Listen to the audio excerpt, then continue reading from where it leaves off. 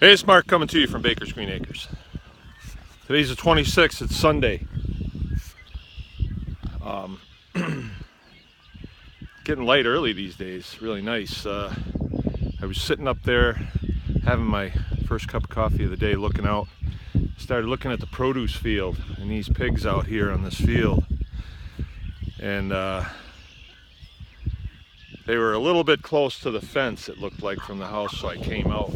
A lot of times I'll have to walk around with a tool like this and just pull dirt or other refuse that they pile over the fence away. And come to find out they hadn't done anything. But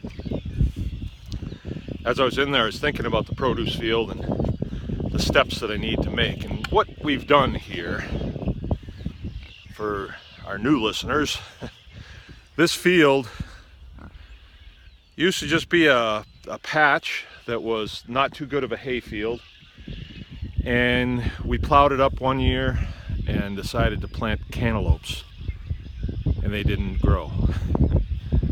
So then the next year I did something different, and then wound up putting a temporary fence around it and put pigs on it, and they dug it all up and made it a little bit better for us. And then we've had a couple gardens on it that have been pretty good. Then the year before last, we fenced it, hard fenced it with this woven wire and then a strand of electric on the inside. Then we set up an irrigation system. You can see the pipes there. That's the root line. And then I have hand lines that go from there, across the field, just this way. But they're not in here now because the pigs like to play with that stuff. So that was a huge improvement, because when we're growing produce, midsummer, it's very difficult to keep up with the water, for about a month there. And that irrigation system is run with a PTO pump from our pond down there. And that was a huge improvement.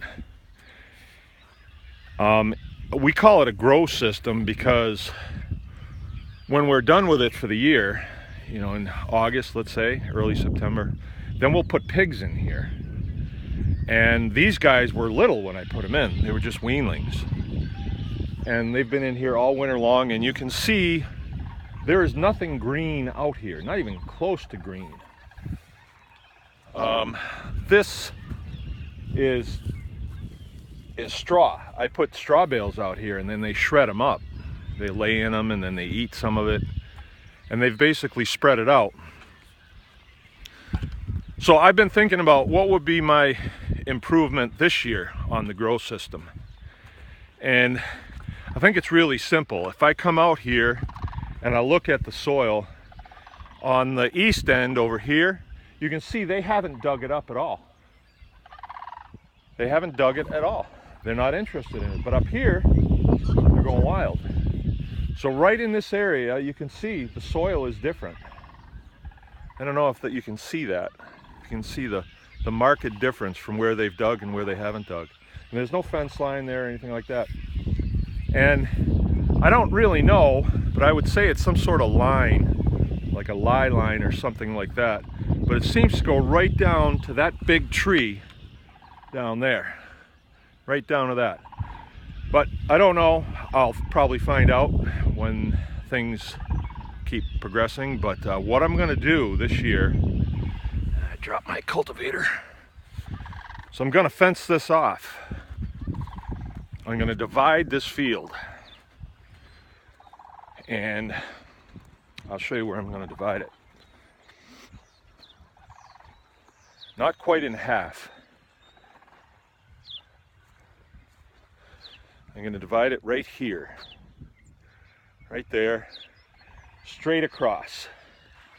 Okay, so it'll be coming straight across here. So it's not quite half. This side's going to be a little bit bigger. And the pigs wanted to be on this side. This is where they spend their time. But we're going to fence this and we're going to make them be on this side. And what I'll do is I'll drop, 4 or 5 straw bales out there and see if I can find some junk hay and put that out there.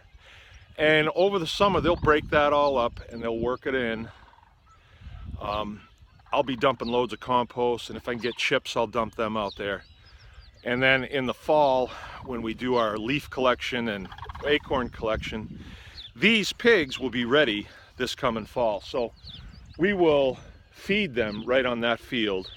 And then when they come off before winter, we'll cultivate this, or this is the loose plan. I'll cultivate it and try to get rye on it before they come off. And they will be coming off of here, and they'll be coming over here, because Dave will be done with vegetables over here by then.